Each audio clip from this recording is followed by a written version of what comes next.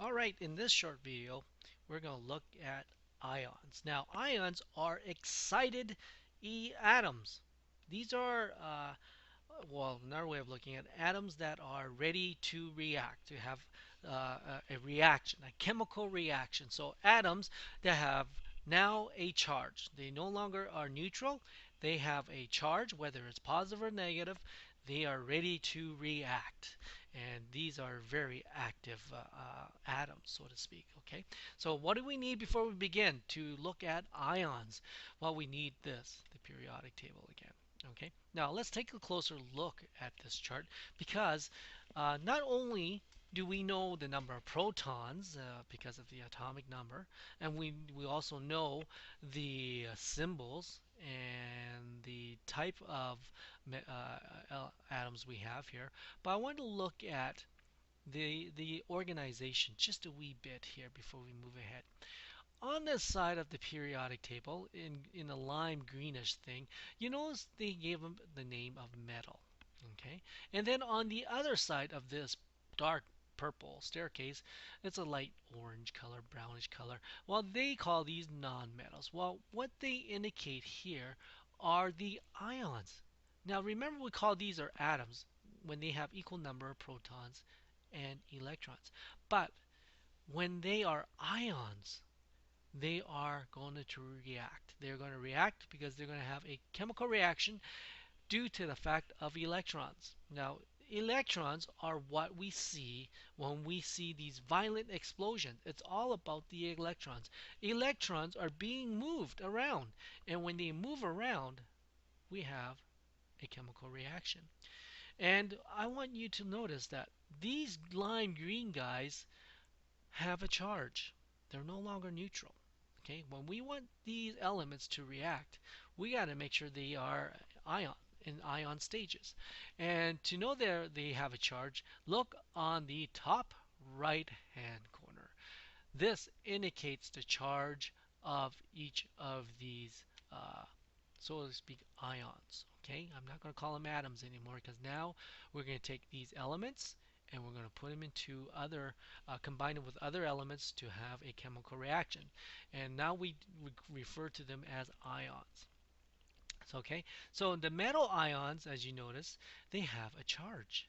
And notice if you can see, I don't know, this is quite small, but they have what we call a positive charge.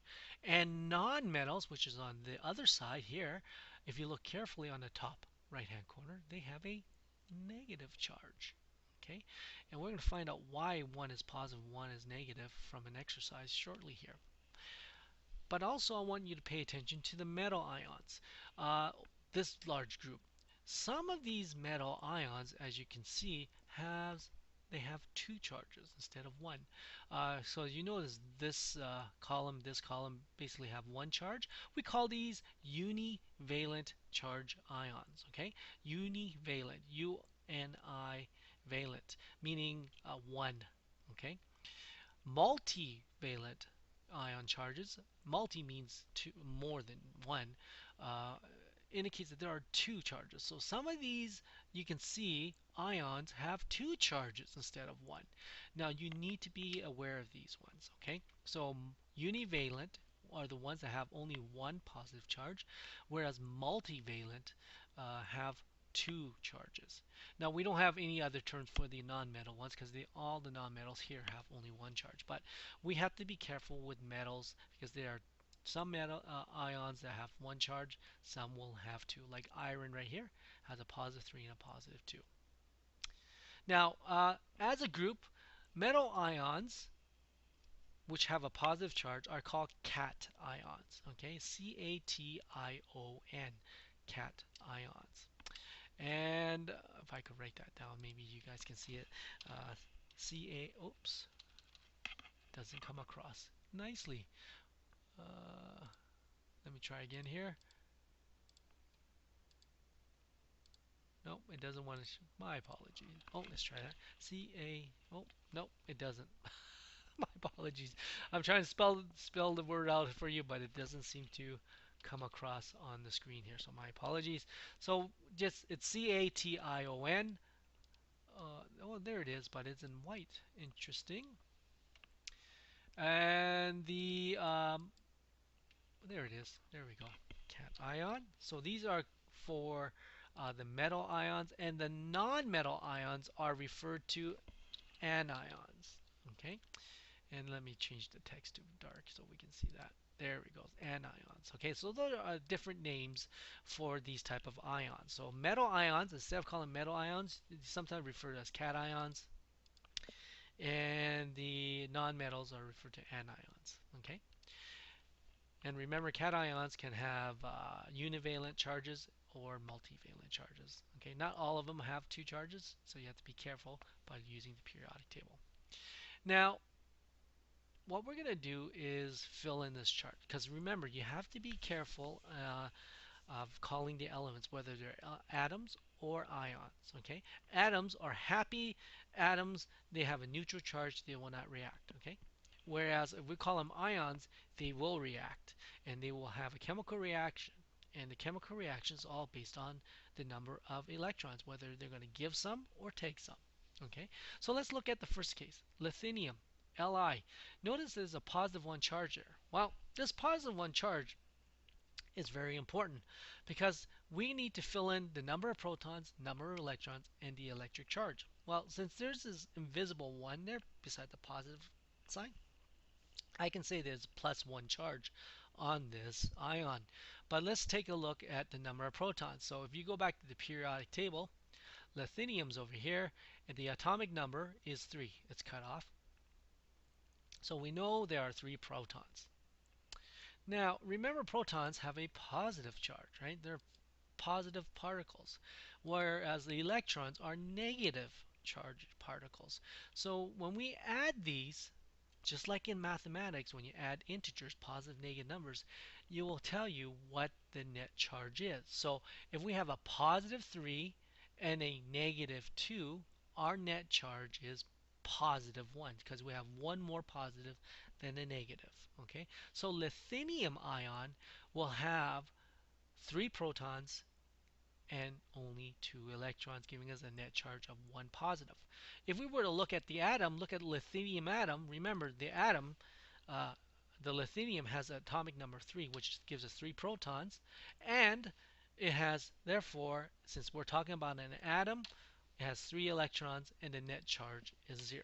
Okay, so here is an example that you need to be careful with terminology. When we talk about ions, we're looking at charges. Whether it's positive or negative, we got to be careful by using protons and electron counts. So lithium ion has a charge of positive 1 because it has 3 protons, 2 electrons.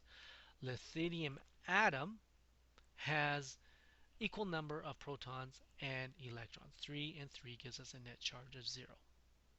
Here's another example, carbon. Since there's no charge beside it, we're going to call this a carbon atom. So that means it has 6 protons, 6 electrons, net charge is 0. Now, try to remember, where did I get 6 protons from? Well, carbon has the atomic number 6 right there. Okay, so therefore the atomic number indicates the number of protons. Since this is an atom, it has a net charge of 0, we got to make sure there are 6 electrons. Fluorine, there's a negative 1 there. Wow, what does that mean? It's a negative 1 charge. So let's look up the number of protons for fluorine. Fluorine is over here. It has 9 protons. Okay, the atomic number is 9, so therefore 9 protons. So we go here, fill in 9. Oops, sorry, this chart, 9. And it has a net charge of negative 1. Well, how do you figure out the number of electrons? Well, since there are 9 protons, we can't change the number of protons. So that means we add these two values. So 9 protons plus 10 electrons, right, gives us a net charge of negative 1. 9 positive, 10 negatives gives us a net charge of negative 1. Let's try one more. Magnesium, positive 2 charge. So we know that this is a positive 2 charge ion. It's a metal ion because it's a positive charge on the metal ions. So let's take a look at the number of protons for magnesium. Magnesium's over here, and you can see it's 12. So we know we have 12 oops, magnesium, 12 protons for this magnesium ion. But now we have to be careful with the electrons since we're not talking about an atom, because if it was an atom, it would be 12 electrons, but it's not. It says that it has a positive 2 net charge, so that means we need to have 10 electrons, because remember, electrons are negatively charged. So 12 positives, 10 negatives gives us a net charge of 2 positive. Okay, and then the rest is up to you to figure out. Okay, so you can practice by copying this down or using the PowerPoint I have in my program guide to finish off. Let's try one more if I have time. One more time. Let's try this one. 18. Oh, that's an easy one because zero charges mean it's an atom. Let's try one that is an ion. This one is a proton number of 8. Well, remember, the atomic number indicates the number of protons, and it goes in increasing order from left to right. And we already see it's an oxygen, right? There it is, 8. 8 right there means 8 protons. So we know that this element or symbol should be O, and it's a negative 2. Now it's hard for me to do the superscript on this one. Let me try. We can do it here.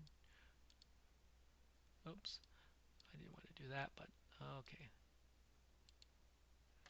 I'll do this just to make sure that it's a superscript. There we go.